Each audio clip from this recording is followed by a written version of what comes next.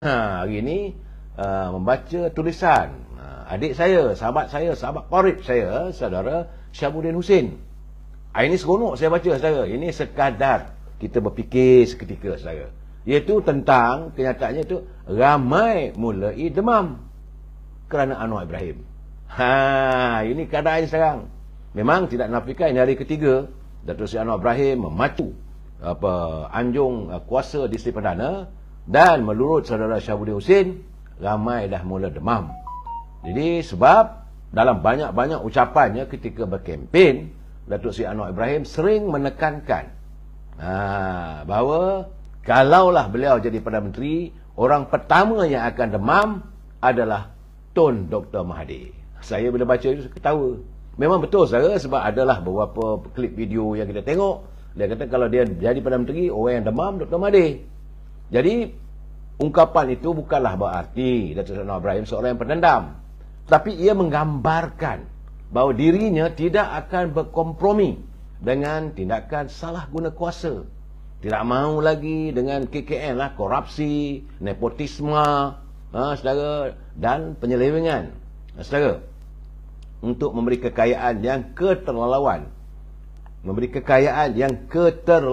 kepada kalangan kroni dan kaum kerabat sendiri. Itu adalah natijah dan kehendak harapannya. Jadi saudara, akhirnya dengan takdir ilahi, walaupun dicuba dihalang beberapa kali, saudara, ada janji yang dimungkiri sewaktu Pakatan Harapan dulu, akhirnya Datuk Seri Anwar Ibrahim pada 24 November lalu mengangkat sumpah sebagai Perdana Menteri.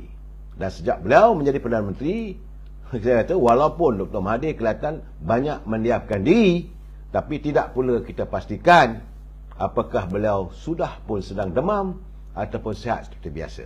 Cuma saya tengok dia masih lagi menghantar kiriman culipan.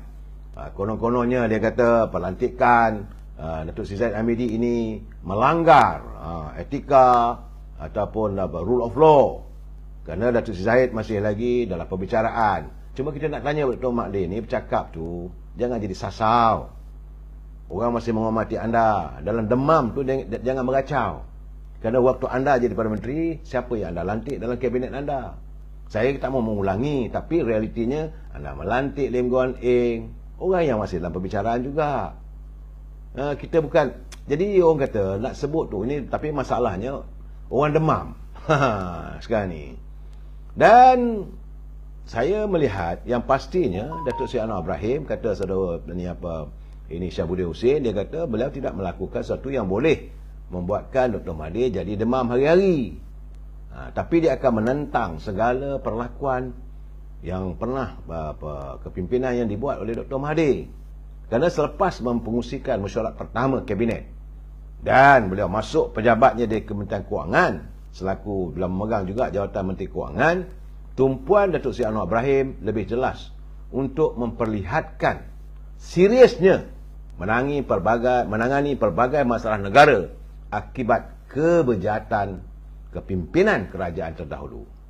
Jadi dengan pendekatan awal itu, nampaknya saya lihat bukan hanya Dr. Mahathir yang demam, tapi ramai juga akan demam, saudara. Kerana melalui penegasannya, beliau menyatakan setelah dilihat, dikaji, memang wujud pelanggaran peraturan dalam beberapa perolehan kerajaan yang dibuat semasa era Tan Sri Muhyiddin, serta mengesahkan beliau memiliki fail mengenai dakwaannya semalam bahawa kempen Perikatan Nasional pada PRU 15 lalu dibiayai oleh wang dari tokeh-tokeh judi. Jadi beliau juga mengumumkan tentang semakan semula projek, macam projek tempatan banjir tu daripada 15 bilion, 7 bilion sudah pun dianugerahkan. Jadi beliau mahu dihentikan, saudara. Ya, kita tak pasti, saudara, sejauh mana tindakan Datuk Seri Anwar Ibrahim yang mendatang. Tetapi memanglah kali ini bukan sahaja Dr. Mahathir yang demam. Sebagaimana tulisan sahabat saya Syahabuddin Hussein, yang ramai demam termasuklah Tan Sri Muhyiddin. Dah merayau, mungkinlah partinya, pimpinannya, tak tahulah, setakat ini masih lagi mendahului di Padang Serai. Kalau dia menang pun bagaimanapun, ini tidak menghalang daripada pihak berkuasa untuk memanggil pimpinan mereka dalam siasatan berhubung isu 600 bilion. Ada yang kata 580 bilion, ada yang kata 530 bilion. Dapatan saya melihat daripada tular dalam media sosial, banyak saya. Walaupun Laskar Maya Perikatan Nasional sekarang ni mulalah membuat pendekatan dan gerakan, memberi gambaran yang seolah-olah Datuk Seri Anwar Ibrahim ni berdendam, pelantikan jawatan Timbalan Perdana Menteri ni tak betul dan sebagainya. Mereka sedang mengejar ataupun melakukan olahan-olahan untuk mewujudkan suasana politik yang tidak tenteram. Tapi saya yakin ini tidak akan menghentikan hasrat Datuk Seri Anwar Ibrahim untuk memperbetulkan sistem pentadbiran negara. Hari ini hari ketiga saya, dan saya nampaklah sekarang ni dalam hari-hari yang mendatang sesuai dengan jiwanya yang menentang KKN. Kerana kali ini bila jadi Perdana Menteri, Timbalan Perdana Menterinya Datuk Seri Zahid Hamidi, ini adalah dua regu yang era Dr. Mahathir dahulu mengutarakan kebencian menentang KKN, korupsi, kronisme dan nepotisme. Dan saya melihat kedua-dua mereka, saya rasa mereka akan memacu anjung kuasa Seri Perdana ini tidak lain tak bukan sejajar dengan kehendak reformasi yang dilontarkan sepanjang perjuangannya. Saya melihat sekarang ni saudara bahawa mengikut kenyataan daripada Yang Berhormat Menteri Dalam Negeri Datuk Seri Saifuddin Nasution, bahawa pihaknya katanya besok dia akan menghadap Datuk Seri Anwar Ibrahim untuk membentangkan beberapa fail yang menyentuh tentang pimpinan politik dan bagaimana untuk menanganinya. Saya tahu bahawa mungkin Datuk Saifuddin Nasution mahu minta pandangan daripada Datuk Seri Anwar Ibrahim, apakah keadaan begini, orang akan melihat kita ini membalas dendam dan sebagainya. Tapi yakin saya daripada kenyataan Datuk Seri Anwar Ibrahim bahawa beliau tidak mahu mencampuri urusan pihak penguatkuasa, dan begitu juga apa yang dilontarkan oleh Datuk Seri Saifuddin waktu dia mengadakan sidang media semalam bersama dengan Ketua Polis Negara, bahawa pihaknya tidak akan bertoleransi kepada siapa sahaja yang dilihat mencabar kedaulatan, undang-undang, perlembagaan negara kita ini. Jadi demamlah. Ini pasti demam saya.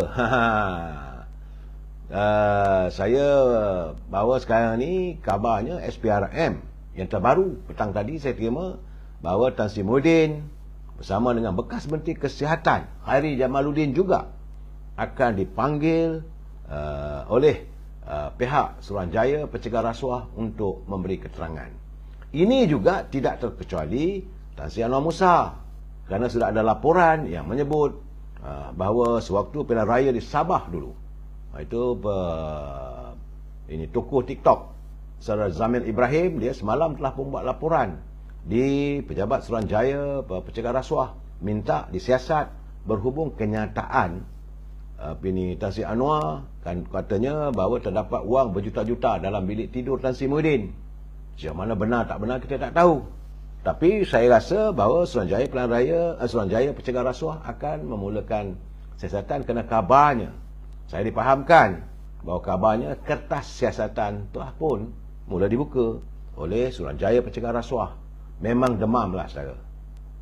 Ini bukan tak termasuk ni Dr. Mahathir.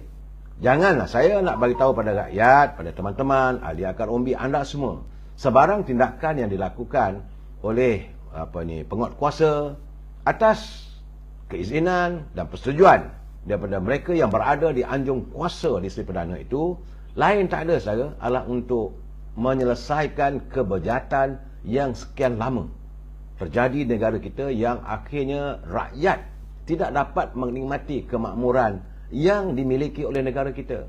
Saya bersetuju saudara, kemakmuran negara ini sepatutnya dikongsi bersama oleh seluruh rakyat agar tidak ada lagi kepincangan, tidak ada perbezaan. Kita mahu setiap rakyat tanpa mengira kedudukan, keturunan dan sebagainya boleh duduk sama rendah, berdiri sama tinggi. Tapi ini tidak berlaku. Yang kaya terus kaya, yang miskin terus papa kedana. Ini meminjam ungkapan kata-kata Datuk Seri Anwar Ibrahim yang beliau mahu menyelesaikan persoalan ini. Saya rasa ini hari ketiga, saudara.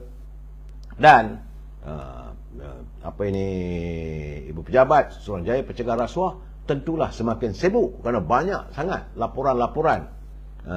Laporan portal The Vibe pun ada juga memetik mengatakan bahawa siasatan SPRM susulan laporan berhubung penyelewengan dalam pengurusan dana negara ketika pandemik dulu itu menyentuh tentang 600 bilion, bukan sikit saudara. Saya merasakan bahawa apa yang dilontarkan oleh Ketua Perangan UMNO, sahabat kita Saudara Hisham Jalil, dia mahu diadakan RCI, Royal Commission Investigations.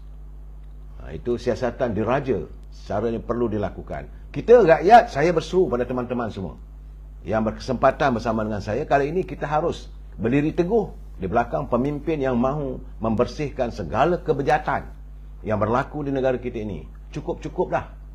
Kita mesti meletakkan satu tindakan, dalam bahasa Inggeris kita make a full stop. Enough is enough.